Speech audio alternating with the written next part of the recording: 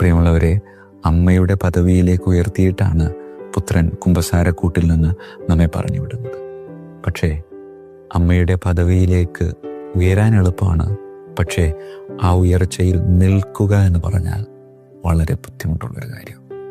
അതുകൊണ്ട് പരിശുദ്ധ അമ്മ ലൂർദിൽ 14 വയസ്സ് പ്രായമുള്ള ഒരു പെൺകുട്ടിക്ക് പലതവണ പ്രത്യക്ഷപ്പെട്ടുകൊണ്ട് ഞാൻ അമലയാണ് എന്ന് പ്രഘോഷിച്ചപ്പോൾ ആ അമ്മ നമ്മോട് വ്യക്തിപരമായി പ്രഘോഷിക്കാൻ ആവശ്യപ്പെടുന്നത് നീയും അമലയാണ് എന്നാണ്.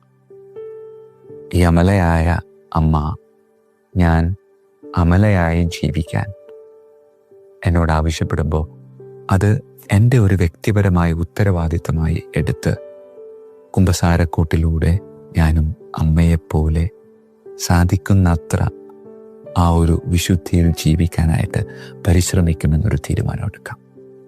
പ്രാർത്ഥിക്കാൻ നമുക്ക് കണ്ണുകളടക്കാം, കരങ്ങൾ കൂപ്പാം.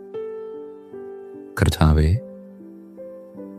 അപരൻ്റെ മാനസാന്തരത്തിന് വേണ്ടിയോ അവൻ്റെ തിരിച്ചുവരവിന് വേണ്ടിയോ ഞാൻ പ്രാർത്ഥിക്കുന്നില്ല. അതിന് ഞാൻ ആളല്ല. ഞാൻ പ്രാർത്ഥിക്കുന്നത് എൻ്റെ തിരിച്ചുവരവിന് വേണ്ടിയാണ്. എൻ്റെ കർത്താവ് ഈശോ മിശിഹായുടെ അടുക്കിലേക്ക് കുമ്പസാരത്തിലൂടെ വിശുദ്ധി സ്വീകരിച്ച് അമ്മേ മാതാവേ, നിൻ്റെ പോലെ എന്നും എപ്പോഴും അമലയായിരിക്കണമെന്ന ആഗ്രഹമുള്ളിൽ സൂക്ഷിച്ച് അമലയായിരിക്കാനുള്ള ആഗ്രഹം പ്രാവർത്തികമാക്കാനുള്ള ഒരു പരിശ്രമം എന്നും ജീവിതത്തിൽ കൊണ്ടു നടക്കാൻ അമ്മേ ഞങ്ങളെ അനുഗ്രഹിക്കണമേ എന്ന് പ്രാർത്ഥിക്കുക. കർത്താവായ ക്രിസ്തു വഴി ഞങ്ങൾ സമർപ്പിക്കുന്ന പ്രാർത്ഥന കേട്ടരുള്ളണമേ. പ്രിയമുള്ളവരെ, അമ്മയുടെ പദവിയിലേക്ക് ഉയർത്തിയിട്ടാണ് പുത്രൻ കുമ്പസാരക്കൂട്ടിൽ നിന്ന് നമ്മെ പറഞ്ഞു വിടുന്നത്.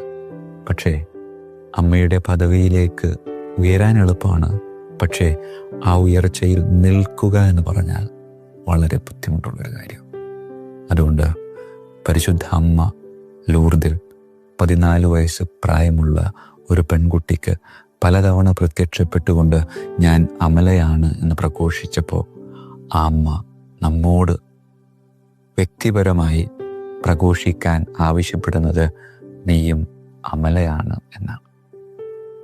ഈ അമലയായ അമ്മ ഞാൻ അമലയായി ജീവിക്കാൻ എന്നോട് ആവശ്യപ്പെടുമ്പോൾ അത് എൻ്റെ ഒരു വ്യക്തിപരമായ ഉത്തരവാദിത്തമായി എടുത്ത് കുമ്പസാരക്കൂട്ടിലൂടെ ഞാനും അമ്മയെപ്പോലെ സാധിക്കുന്നത്ര ആ ഒരു വിശുദ്ധിയിൽ ജീവിക്കാനായിട്ട് പരിശ്രമിക്കുമെന്നൊരു തീരുമാനമെടുക്കാം. പ്രാർത്ഥിക്കാൻ നമുക്ക്